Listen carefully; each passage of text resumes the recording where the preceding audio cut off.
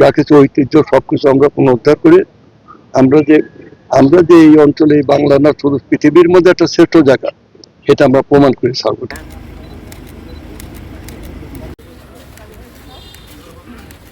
এটা তো সবই তো একটা নিয়ম মতো চলবে।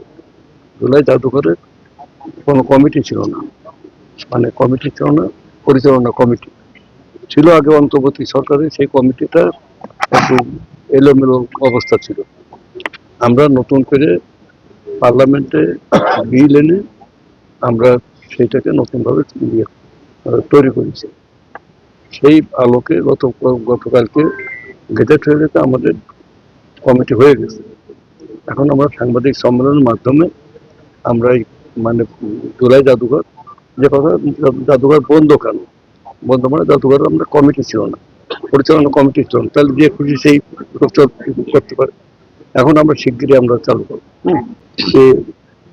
গত 18-20 বছর যাবৎ এখানকার শিক্ষা, শিল্প, সংস্কৃতি, অর্থ ব্যবস্থা, আইন ব্যবস্থা, civil administration, police administration, bank, বিমা সব কিছু মানে ধ্বংসস্তূপে পরিণত হয়, সব লুটপাট করি। এবং সেখানে জনগণের কোনো মূল্য ছিল না, মানে ভোট হোক আর না হোক ক্ষমতা থাকতে হবে। দিনের বেলা বিপদ দেখলে রাতের বেলা ভোট কেটে, রাতের বেলা ভোট কাটলে 18 সালে সেখানে আপনার নির্বাচন ছিল প্রশ্নবিদ্ধ। এখানে ব্যাংক বিমা করতে করতে এক এক ব্যাংক থেকে 95,000 কোটি টাকা, 1 লক্ষ কোটি টাকা, কেউ 55,000 কোটি টাকা নিয়ে কয়েকজন ব্যক্তি তার সম্পূর্ণ লুটপাট করে জনগণের আমানত দিয়ে দেশের বাইরে পাচার করত।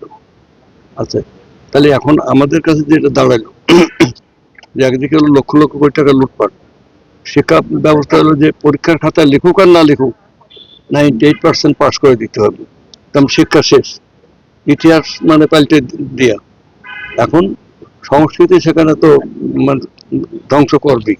আমরা নির্বাচিত একটা গণতান্ত্রিক সরকার 100% নিরপেক্ষ ভোটের মাধ্যমে বিপুল সংখ্যাগরিষ্ঠতা নিয়ে আমরা সরকার গঠন করেছি। আমরা নিরলসভাবে কাজ করে যাচ্ছি। আমরা আমাদের দেশ, আমাদের জাতি, আমাদের সংস্কৃতি, আমাদের শিক্ষা, আমাদের যা কিছু ঐতিহ্য সবকিছু আমরা পুনরুদ্ধার করে আমরা যে এই অঞ্চলে বাংলা না শুধু পৃথিবীর মধ্যে একটা শ্রেষ্ঠ জায়গা, এটা আমরা প্রমাণ করে ছাড়বো।